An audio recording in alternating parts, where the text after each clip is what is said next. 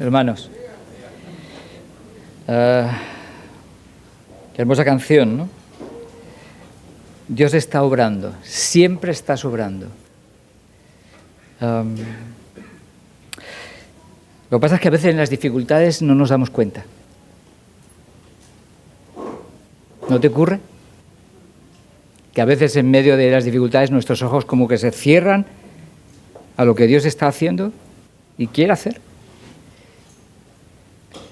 En medio de las dificultades son momentos complejos que tenemos tentaciones. Una, no ver lo que Dios está haciendo y lo que quiere hacer.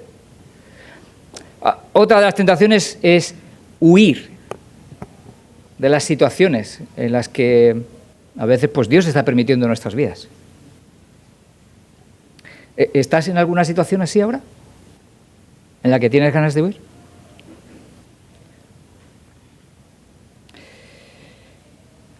Me gustaría que viéramos, y vamos a acercarnos en esta mañana a un libro, vamos a empezar un pequeño libro del Antiguo Testamento, donde algo que vamos a ver va a ser la mano de Dios soberana, de manera misteriosa, obrando en medio de su pueblo.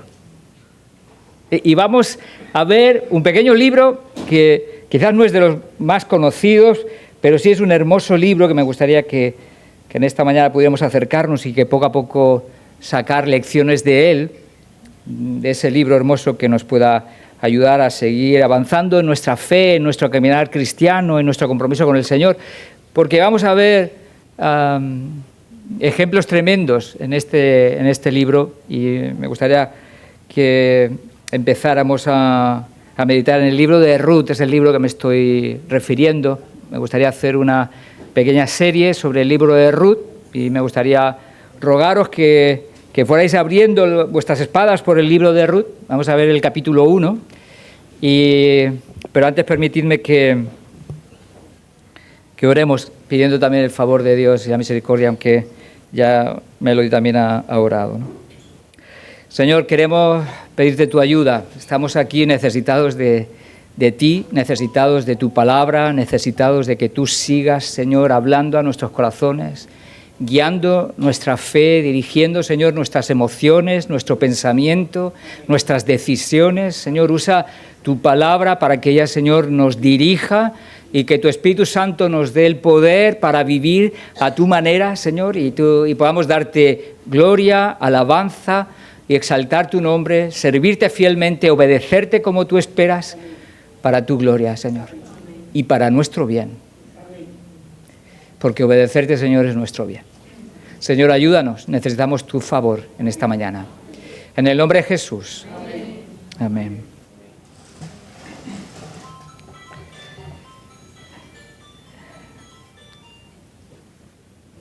El libro de Jueces empieza diciendo, el libro de Ruth empieza diciendo, en el versículo 1, aconteció en los días que gobernaban los jueces.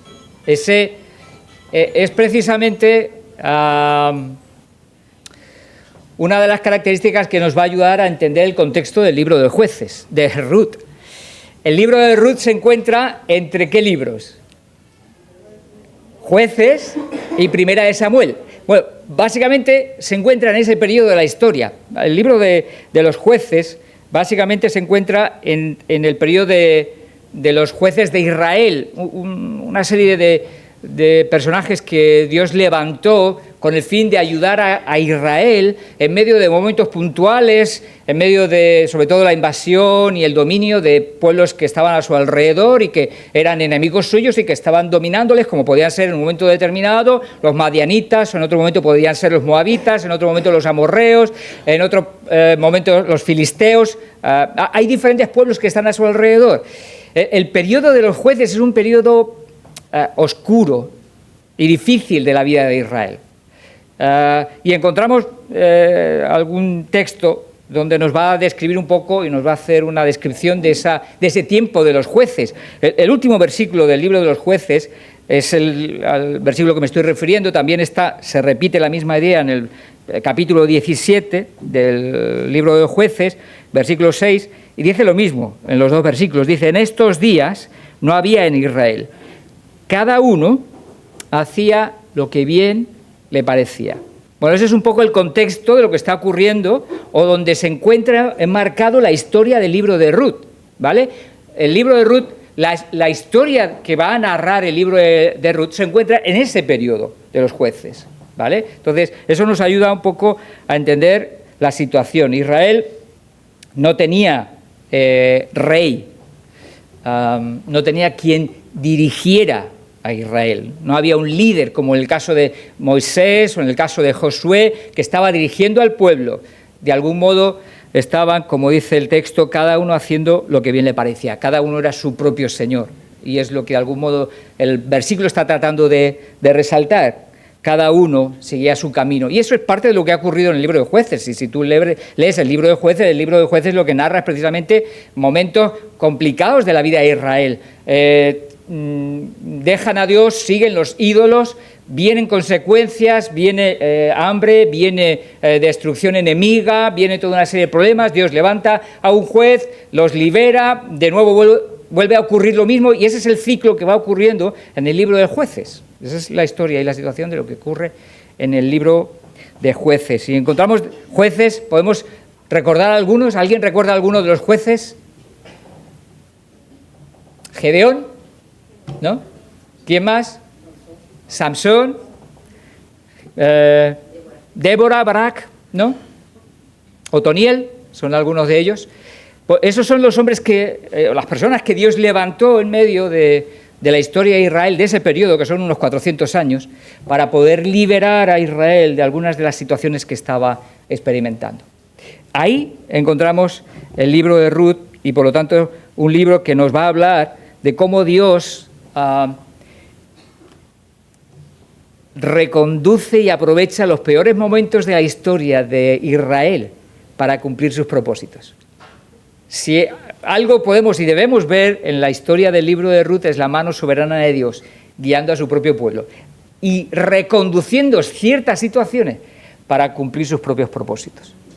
Eso es lo que el libro de Ruth también nos va a ir mostrando. Dios dirige la historia, Dios no se ha olvidado de su pueblo, aun en medio de esos difíciles, oscuros y rebeldes momentos del pueblo de Dios. Dios está ahí dirigiendo y utilizando todo para su gloria. Y empezamos el capítulo 1, es el que vamos a ver ahora en esta mañana. Y vamos a empezar viendo la vida de una familia. Han tomado ciertas decisiones, tratando de huir de cierta situación también. Y vamos a ver si las decisiones que han tomado fueron las mejores. Vamos a verlo. El capítulo 1 de Ruth, versículos del 1 al 5, vamos a leer en principio. Dice: aconteció en los días que gobernaban los jueces, que hubo hambre en la tierra, y un varón de Belén, de Judá, fue a morar en los campos de Moab, él y su mujer y sus 2 hijos. El nombre de aquel varón era Elimelec, y el de su mujer, Noemí. Y los nombres de sus hijos eran Malón y Kelión, efrateos de Belén de Judá. Llegaron pues a los campos de Moab y se quedaron allí. Y murió Elimelec, marido de Noemí, y quedó ella con sus 2 hijos, los cuales tomaron para sí mujeres moabitas. El nombre de una era Orfa y el nombre de la otra Ruth. Y habitaron allí unos 10 años. Y murieron también los 2, Malón y Kelión, quedando así la mujer desamparada de sus 2 hijos y de su marido. Es la historia trágica de una familia que emigra desde su tierra, la tierra de Israel, concretamente desde Belén. Ellos eran de la ciudad de Belén, y lo hacen hacia una tierra que es la tierra de Moab, la de los moabitas, una tierra enemiga. Y huyen de una situación que evidentemente pues la que encontramos en el versículo 1. Hubo hambre en la tierra de Israel. Y nos encontramos algo extraño. En todo este pasaje que aparentemente humanamente pudiera parecer que es lógico. Pero tenemos que contemplar este pasaje desde la perspectiva judía, desde la perspectiva del pueblo de Dios, desde la perspectiva divina. Porque de quien estamos hablando no es de cualquier otro pueblo. Estamos hablando de judíos que salen de la tierra que Dios les prometió que iba a fluir leche y miel. Dios había lanzado muchas promesas a su pueblo y les había dejado claro en muchos momentos que su tierra, Israel, la que ellos habían conquistado con mucho sacrificio, con Josué y con los ejércitos de Israel, dejando a algunos todavía por allí que no los habían expulsado como debían haberlo hecho, pero esa tierra era la que Dios les había prometido y era tierra que debía fluir leche y miel. Esa era la promesa que Dios les había dado. Pero las promesas también tenían una serie de condiciones. Si vamos a Deuteronomio, el capítulo 11 de Deuteronomio, vemos precisamente también una referencia a esto que estoy diciendo. A partir del verso 13, dice, es también palabra del Señor a su pueblo, a Israel, y les dice, anunciando ese tiempo cuando lleguen a conquistar y estén en la tierra prometida, ¿vale? Les está diciendo, si obedeciereis cuidadosamente a mis mandamientos que yo os prescribo hoy, amando a Jehová vuestro Dios y sirviéndole con todo vuestro corazón y con toda vuestra alma, yo daré, ¿qué es lo que dará? Yo daré la lluvia de vuestra tierra a su tiempo, la temprana y la tardía, y recogerás tu grano, tu vino y tu aceite. Daré también hierba en tu campo para tus ganados, y comerás y te saciarás. Guardaos, pues, de que vuestro corazón no se infatúe y os apartéis y sirváis a dioses ajenos y os inclinéis a ellos.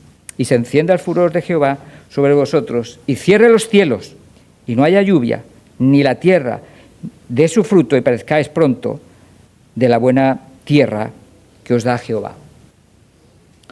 La misma idea la podemos encontrar luego en Levítico, en el capítulo 26.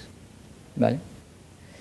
Entonces, desde la perspectiva judía, la tierra de Israel era la tierra de bendición. Era la tierra donde estaba el pueblo de Dios. Era la tierra donde estaba Dios manifestándose. Entonces, un judío sabía claramente que cuando había hambre en aquel tiempo era por causa del juicio de Dios. Y es lo que estaba ocurriendo en el tiempo de los jueces. Si os acercáis al libro de los jueces, las rebeldías, la idolatría del pueblo, el alejamiento de Dios del pueblo, trae hambre, trae enemigos que les dominan, trae toda una serie de conflictos a sus vidas. Y eso es parte de lo que nosotros tenemos que entender a la hora de leer el texto. No podemos hacerlo desde nuestra perspectiva moderna y evidentemente a veces lejos de esa realidad, de ese contexto. Entonces, ellos sabían que evidentemente había un juicio. De hecho, luego en el versículo 13, la propia Noemí va a hablar que la mano de Dios estaba contra ella y ella sabía que era eso parte de lo que el pueblo de Israel debía tener en cuenta. Dios le había dicho eso. Ese era el recuerdo de Dios. Si obedecéis, tendréis lluvia y tendréis prosperidad en vuestros campos. Si no, habrá sequía. Y evidentemente era parte de lo que estaban entendiendo ellos. En medio de esa situación, ¿qué es lo que hace Elimelec? El padre de la familia, junto a Noemí, la madre, la esposa, y madre de 2 hijos, de Kelión y de Malión. ¿Qué hacen? Deciden irse a Moab. ¿Fue una buena decisión? Humanamente, podía ser lógica, podía tener su razonamiento lógico. De la perspectiva judía, no. Porque Moab representaba el pueblo enemigo. Moab representaba tentaciones, adorar a otros dioses. Moab representaba la posibilidad de lo que ocurrió más adelante. Uniones fuera del yugo de Dios. O sea, irse a buscar el favor de Dios fuera de la tierra de Dios no fue la mejor decisión. No fue el plan de Dios.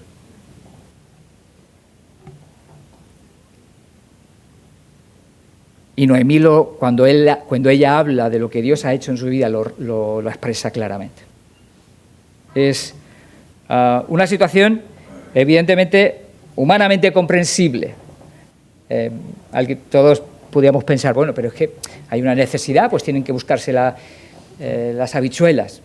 Sí, pero el pueblo de Dios tenía que haber hecho otra cosa. En medio de esa situación, tenían que haber buscado a Dios y buscar el favor de Dios y arrepentirse por sus pecados, porque esa era la realidad de lo que estaba ocurriendo en Israel.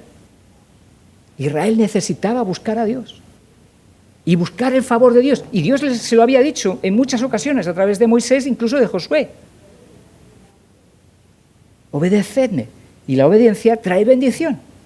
Eso es parte de lo que encontramos en medio de esta realidad. Pero ellos deciden abandonar su tierra, deciden abandonar su pueblo y deciden no abandonar a Dios, porque veremos como que, lo veremos en el caso de Ruth, no es que niegan a Dios, ni rechazan a Dios, creen en Dios, pero dejan de confiar en medio de esta situación, en Dios. Y en lugar de estar buscando a Dios en medio de esta situación, de ese problema concreto, huyen. Y huyen hacia un lugar donde evidentemente la mano de Dios no había dicho que iba a estar con ellos.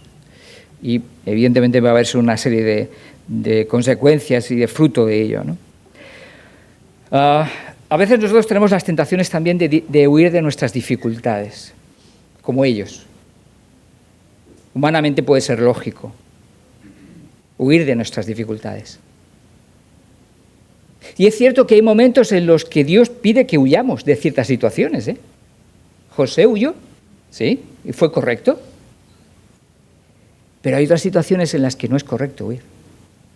La necesidad que tenemos es buscar a Dios y permitir que Él sea el que transforme lo que acabamos de cantar. ¿Qué estábamos cantando?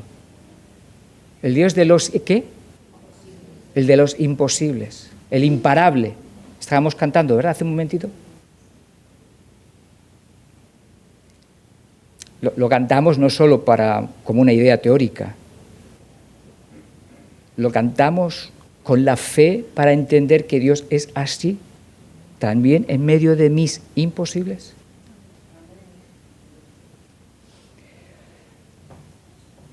Y la huida en esta situación, en este caso, en el caso de Elimelec y Noemí, no cuenta con Dios. Es lo triste de esta situación.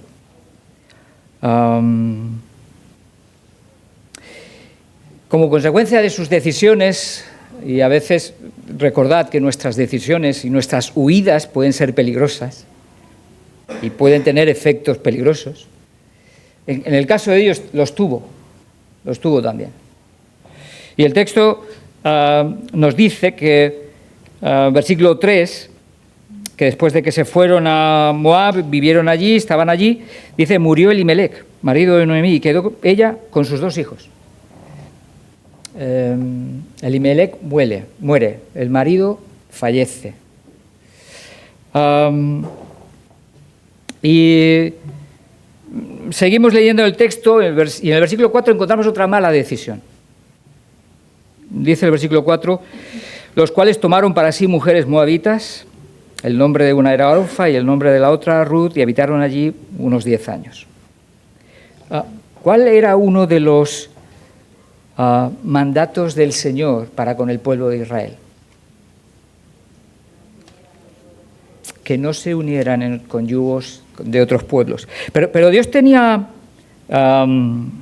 Dios tenía una razón, un porqué, no era simplemente algo, no quiero que os juntéis, no, es que tenía un motivo muy claro. Y antes lo he más o menos comentado, pero voy a leer un texto de Josué, capítulo 23, verso 6, dice, esforzaos pues mucho en guardar y hacer todo lo que está escrito en el libro de la ley de Moisés, sin apartaros de ello, ni a diestra ni a siniestra, para que no os mezcléis con estas naciones que han quedado con vosotros, ni hagáis mención ni juréis por el nombre de sus dioses, ni los sirváis, ni os inclinéis a ellos. Mas a Jehová vuestro Dios seguiréis, como habéis hecho hasta hoy.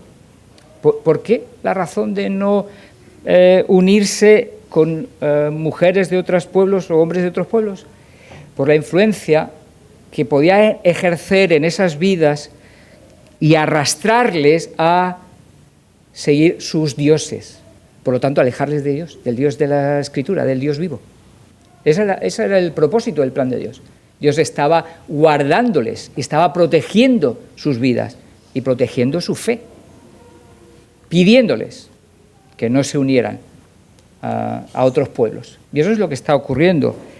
Están descuidando el consejo de Dios. Y por lo tanto estaban casándose con mujeres, en este caso, que no eran judías, que no forman parte del pueblo de Dios. Y que evidentemente una de las cuestiones es que podían arrastrarles a servir a sus dioses. El dolor de la pérdida de Elimelec, del esposo de Noemí, se convierte en tragedia. Ya no solo muere Elimelec, mueren en este caso Malón y Kelión, los dos hijos, que se habían casado con esposas moabitas, ¿no? Como dice el texto. Dice entonces, versículo 5, murieron también los dos, Malón y Kelión, quedando así la mujer desamparada de sus dos hijos y de su marido. A veces lo que encontramos aquí en el texto, y creo que es la lección que podemos sacar, es que a veces queriendo huir del hambre, de la dificultad, encontramos el camino de la tragedia, que es lo que está ocurriendo en este ejemplo. Por eso es tan importante tomar decisiones contando con el consejo y la sabiduría de Dios. Porque dice 1 Corintios 10:23, no todo conviene, ni todo edifica. Precisamente porque nuestras decisiones son importantes y tienen consecuencias y tenemos que aprender a tener y a escuchar el consejo de Dios y a buscar, como dice Proverbios, en la multitud de consejeros hay sabiduría. Necesitamos escuchar, buscar hombres y mujeres sabios que nos ayuden a la hora de tomar decisiones para que nuestros consejos estén guiados, dirigidos también por el consejo de Dios. Y eso es parte de lo que el Señor está queriendo también, yo creo que enseñarnos a través de este libro, ¿no? de toda esta situación trágica, pero que Dios no ha descuidado. Hay tragedia, es cierto, pero Dios sigue estando ahí todavía en medio de toda esta situación, con un propósito, con un fin, que quizás ahora mismo, evidentemente, si no has leído el resto del libro, no puedes ver. Pero es un inicio complejo, difícil. Noemí en este momento, evidentemente, no podía verlo, pero Dios estaba obrando, como estábamos antes cantando. Dios estaba obrando. Y eso es parte de lo que ahora veremos. La gran necesidad en medio de las dificultades es buscar a Dios. Buscar a Dios. Encontrar esperanza en Él. Ese es el gran mensaje que encontramos en las Escrituras. Dios nunca nos ha dicho que nunca vamos a tener dificultades. Pero sí nos ha dicho que siempre va a estar ahí a nuestro lado, dispuesto a ayudarnos, aún en medio de nuestros propios pecados. Y la palabra nos habla, nos recuerda que Dios es un Dios de esperanza. Y eso es lo que me gustaría leer en el versículo 11. Dice, ¿por qué te abates, oh alma mía, y por qué te turbas dentro de mí? Espera en Dios. Espera en Dios.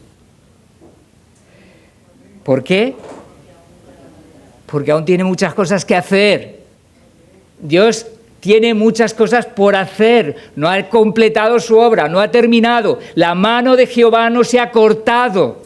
Sigue estando ahí, tendida, dispuesta a todo aquel que quiere recibirla.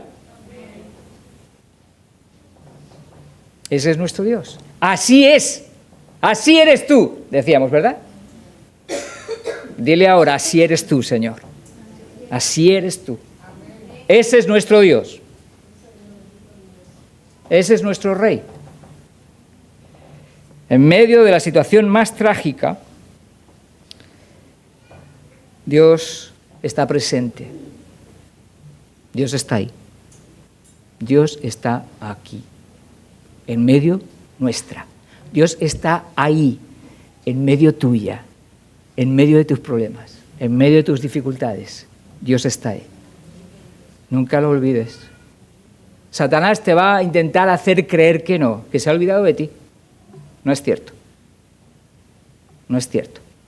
Espera en Él, porque aún he de alabarle, dice el salmista. Dilo, que esa sea también nuestra confesión. Y el texto nos sigue desafiando. Lo que viene ahora a continuación es un ejemplo tremendo, desafiante. Es increíble lo que estábamos leyendo, lo que vamos a leer ahora en este texto también, este párrafo que vamos a leer a continuación a partir del 6. Y de toda esa tragedia, vemos ahora como Noemí regresa, se da la vuelta, se da cuenta y vuelve para atrás.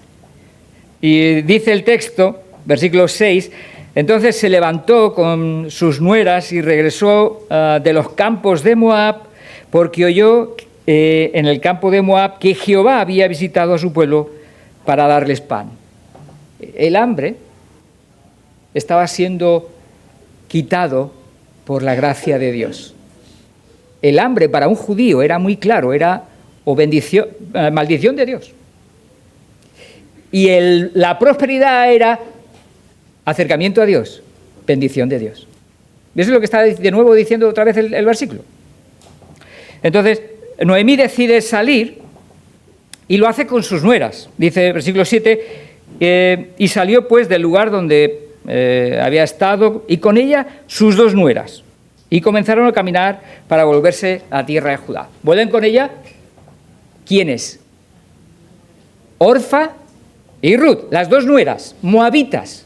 Dos mujeres moabitas, dos extranjeras para el pueblo de Israel,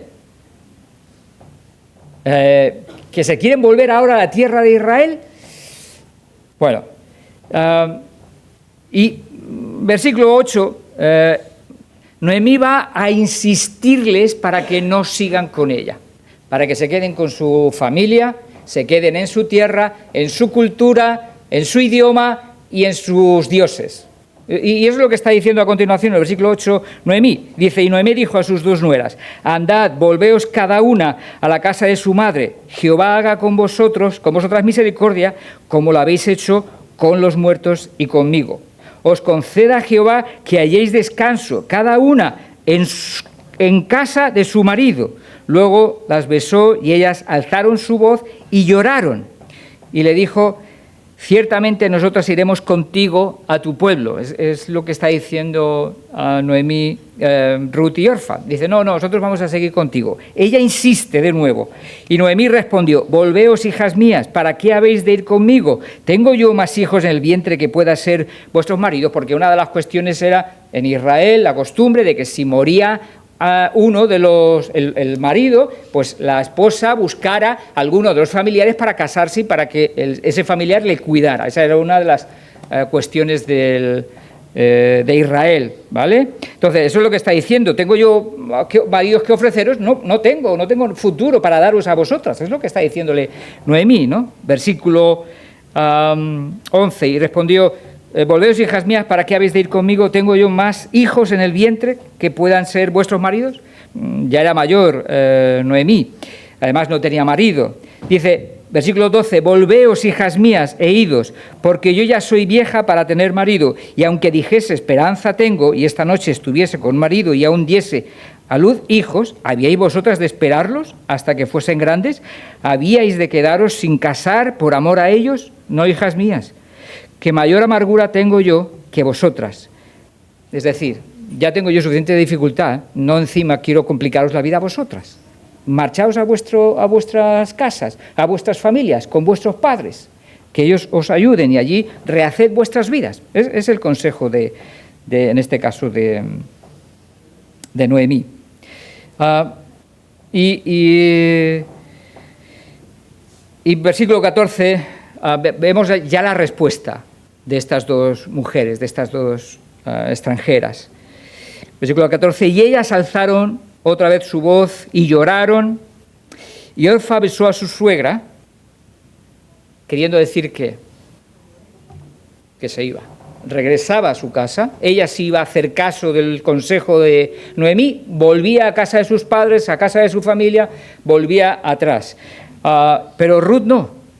Aquí está el tremendo ejemplo. Mas Ruth se quedó con ella. Ruth decidió seguir a su suegra. Decidió unir su vida a su suegra para el resto de sus días. Y Ruth era joven. Era una joven que podía haber rehecho su vida en su pueblo, con su cultura, con su familia, pero decidió no hacerlo, rechazó hacer eso y se vuelve para seguir con Noemí. ¿Cuál piensas que hubiera sido la decisión más fácil? Ir con Noemí, una mujer que evidentemente representaba pocas esperanzas y expectativas oscuras, o volverse a su tierra. ¿Cuál hubiera sido más fácil? Volverse a su tierra. Bueno, Ruth no está tomando la decisión más fácil, ni la más cómoda, ¿eh? No está haciendo eso. De hecho, es una decisión con cierta incertidumbre la que ella está tomando, ¿vale? Pero es una decisión increíble y hermosa. Mira las palabras que va a decir ahora a continuación, sobre todo en el versículo 16, pero voy a leer 15, dice, y Noemí dijo, he aquí tu cuñada se ha vuelto a su pueblo y a sus dioses, vuélvete tú tras ella. Y Noemí insiste, vete. Posiblemente porque Noemí sabía que era una extranjera que iba a vivir en medio de un pueblo judío, muy reacio el pueblo judío a tener extranjeros en medio de ellos mismos, ¿no? Pero la cuestión es que vienen ahora dos versículos que son de esos versículos hermosos de las Escrituras que creo que tienen un mensaje tremendo y un ejemplo de compromiso radical increíble para nuestras propias vidas. Respondió Ruth, estas son las palabras de Ruth. No me ruegues que te deje y me aparte de ti. No me lo pidas. No me pidas que te abandone, le está diciendo. No me lo pidas, porque no lo voy a hacer.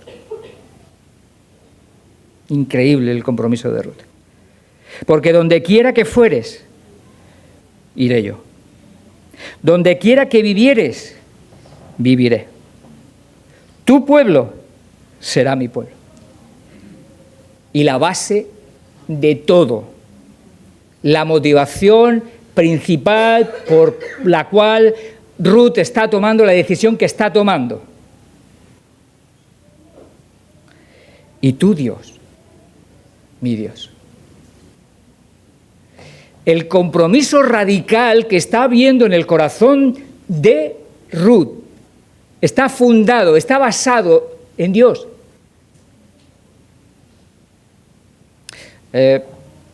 Ha pasado casado unos años con sus esposos, creo que era Kelión, en una casa judía, donde aunque habían desobedecido en esa situación concreta a Dios, pero no habían perdido de vista la idea de Dios. De hecho, Noemí está completamente consciente de la presencia de Dios, reconoce a Dios en medio de las circunstancias que están ocurriéndole, eso declara su fe y confianza en el Señor también. Ruth lo que está expresando es una profunda y genuina fe en el Dios vivo, por lo cual está dispuesta a rechazar el estar con sus propios padres, con su propia tierra, con su propia lengua, con su propia cultura. Y tanto que llega a decir lo siguiente en el versículo 17: donde tú murieres, moriré yo. Qué hermosas palabras de Ruth en este libro. ¿No os lo parece? Y a la vez, qué tremenda carga de fe y de compromiso en la vida de Ruth. No solo con Noemí, sobre todo y especialmente con Dios. Y es tremendo lo que esta mujer está haciendo. Donde tú murieres, yo moriré. Mis huesos se enterrarán en Israel, en la tierra de Dios, del Dios vivo, junto al pueblo de Dios, junto a ti, la que será ahora mi tierra. Dice, así me haga Jehová y aún me añada que solo la muerte hará separación entre nosotras dos.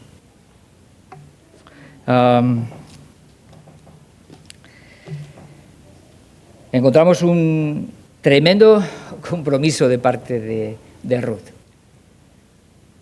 que creo que nos tiene que alentar a ser conscientes de que Dios también nos llama a vivir de esa manera. Y nos llama también a vivir dejando atrás cosas en nuestras vidas. De hecho, volverse a Dios significa dejar cosas, ¿verdad? A los discípulos les llama Jesús en diferentes momentos.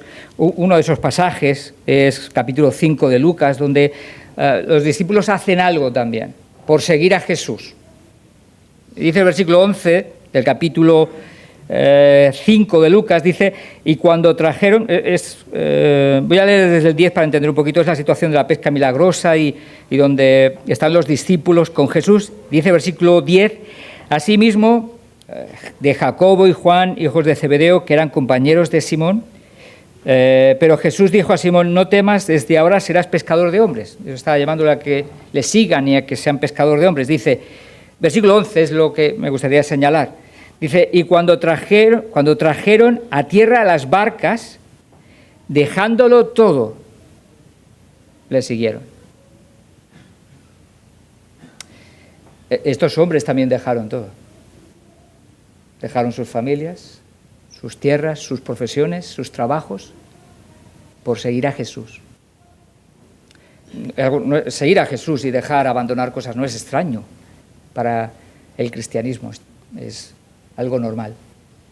Seguro que tú has dejado cosas también atrás en tu pasado por seguir a Jesús.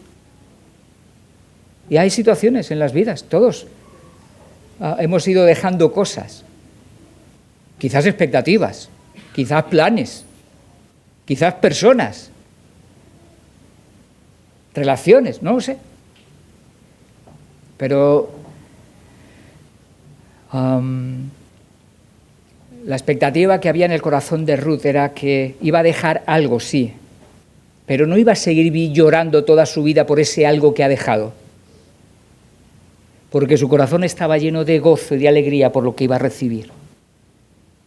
Hay un precio, sí, dejar, pero lo que viene era más esperanzador, más hermoso, valía más la pena. Porque ¿quién renuncia a todo lo que tiene sino por algo que realmente encuentra hermoso? ¿Quién lo haría? ¿Un loco? ¿Un tonto? Posiblemente, pero Ruth no tiene nada de eso. Ruth era una mujer muy sabia que amaba a Dios y que buscaba el favor de Dios. Y eso es lo que estaba haciendo. Estaba dispuesta a entregar todo, a renunciar todo ese pasado suyo para seguir a Dios y servirle para el resto de sus días. Ese es el tremendo ejemplo que encontramos en la vida de Ruth, y creo que son el tremendo ejemplo que tenemos que seguir nosotros aprendiendo. Hay un compromiso. ¿Dios te está llamando a ti a comprometerte en algo? ¿Dios está pidiendo que te comprometas con Él de alguna manera? ¿Y lleva tiempo pidiéndotelo? ¿Y lleva tiempo esperando que cumplas? ¿Dios está pidiendo que dejes algo? ¿Dios está pidiendo que dejes algo, que renuncies a algo? ¿Por amor a Él? ¿Para servirle a Él?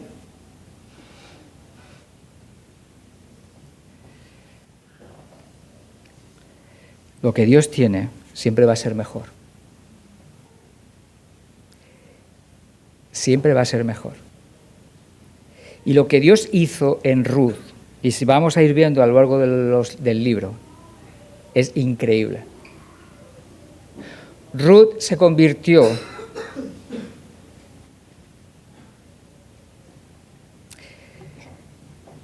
en uno de los descendientes del rey David, la bisabuela. Y está en la genealogía del hombre más importante de toda la historia. ¿Sabéis quién? Jesús. Dios tenía planes muchísimo más hermosos para ella que los suyos. Y estuvo dispuesto a decir no a mis planes, no a mis propósitos, no a mis ideas, sino a los tuyos, Señor, yo quiero seguir. Por lo cual está dispuesta a renunciar. Por amor a Dios. Por amor a ese Dios vivo al que va a seguir con todo su corazón. Y está dispuesta a que sus huesos se entierren en la tierra de Israel, en lugar de que se enterraran junto a los de sus propias familias. ¿Os parece increíble eso? Eso es lo que hace Dios. Eso solo lo puede hacer Dios, en un corazón que le mira, que confía en Él y que se acerca a Él. Y eso es lo que para mí es hermoso, porque creo que es un libro que hemos leído, seguramente habéis leído en muchas ocasiones, pero a veces hay detalles que hasta que no nos metemos en él no descubrimos, no encontramos. Y creo que eso es precisamente, para mí, yo estoy disfrutando con el ejemplo de Ruth y más pensando que es Dios que escoge a una mujer extranjera. Dios tiene misericordia de esta mujer extranjera, moabita, que no pertenecía al pueblo de Dios.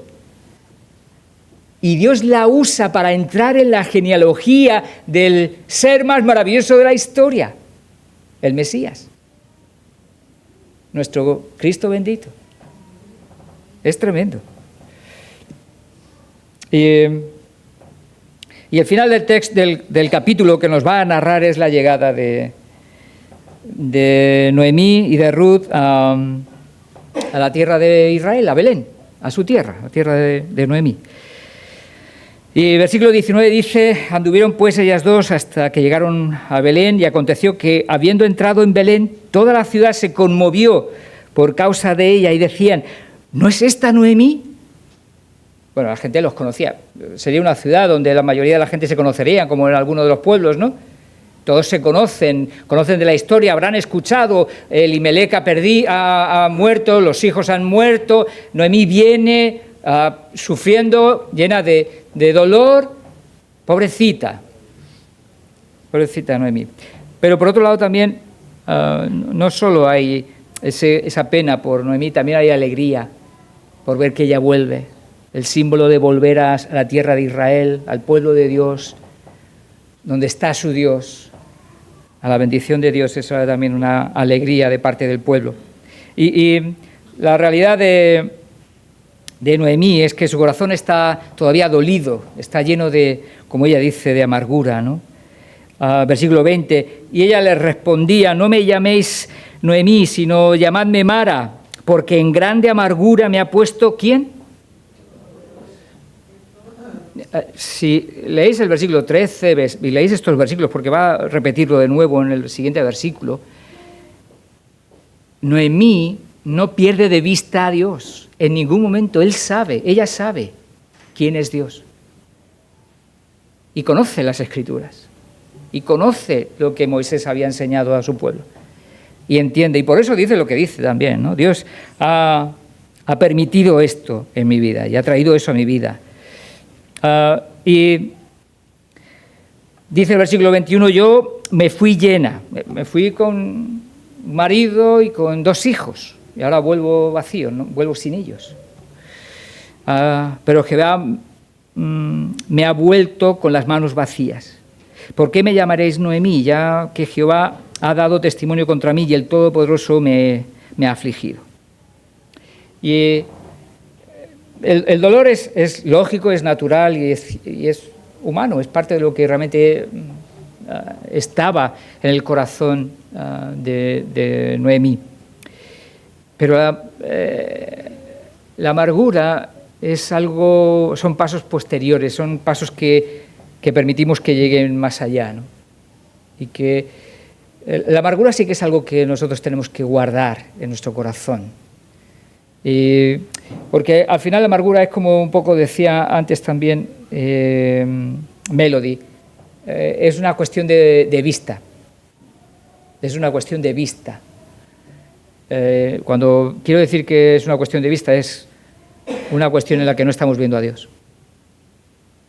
De una manera real. Porque Dios había abandonado a Noemí en medio de toda esta situación. Hay una canción que antes hemos cantado y me encanta esa canción. Y me gustaría repetir unas palabras de la canción. Aunque no pueda ver, está sobrando. Aunque no pueda ver. Siempre estás sobrando. ¿Sabéis lo que pasa? Que la amargura nos ciega. A ver, la amargura nos ciega.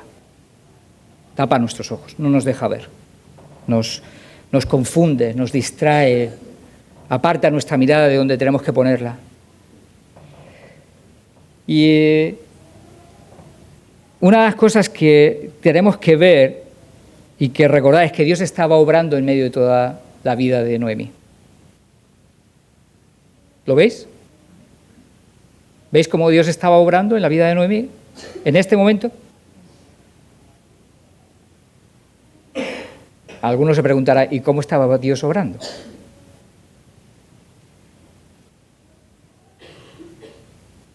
Por medio de Ruth. Por medio de Ruth. Ruth era un regalo de Dios para la vida de Noemí.